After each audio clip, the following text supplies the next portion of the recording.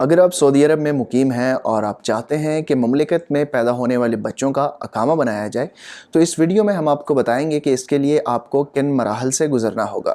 مملکت میں پیدا ہونے والے تارکین کے بچوں کے لیے اقامہ بنوانے کے مراحل انتہائی آسان ہیں، تاہم مکمل دستاویزات ہونا بنیادی شرط ہے جسے ہر حال میں پورا کرنا ہوتا ہے۔ ولادت کے بعد ہسپتال سے ابتدائی پیدائش کا سرٹیفکیٹ جاری کیا جاتا ہے۔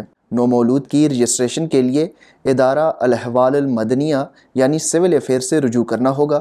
سول افیئرز جانے سے قبل آبشر اکاؤنٹ سے پیشگی وقت لینا زیادہ بہتر ہوتا ہے، کیونکہ موجودہ کورونا کے حالات کی وجہ سے ادارے کی جانب سے احتیاطی تدابیر کے پیش نظر وقت لینے کی سہولت فراہم کی گئی ہے۔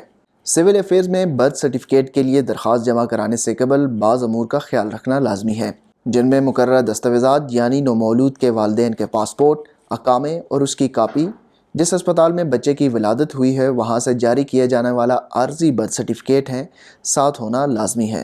ادارے کی جانب سے جاری کی گئی درخواست کو بھرنے کے بعد اپنے مقررہ وقت پر درخواست فارم کے ساتھ مطلوبہ دستاویزات جمع کرائی جاتی ہیں۔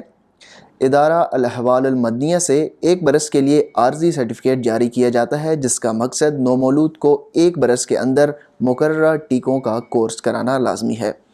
1 برس کے بعد بچے کو مستقل پیدائشی سرٹیفکیٹ جاری ہوتا ہے، جس کے اجراء کے لیے عارضی جاری کردہ برتھ سرٹیفکیٹ کے ساتھ وزارت صحت کے مرکز یا منظور شدہ نجی ہسپتال سے لگائی جانے والی ویکسین کا ریکارڈ ہونا لازمی ہے۔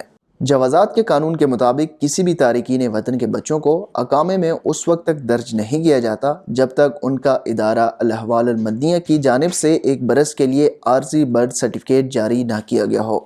اقامے میں درج کرانے کے لیے مقررہ فیس ادا کرنا ضروری ہے، جس کے بعد نومولود کا اقامہ جاری کروایا جا سکتا ہے۔ اس حوالے سے آپ مزید تفصیلات جان سکتے ہیں ہماری ویب سائٹ urdunews.com پر۔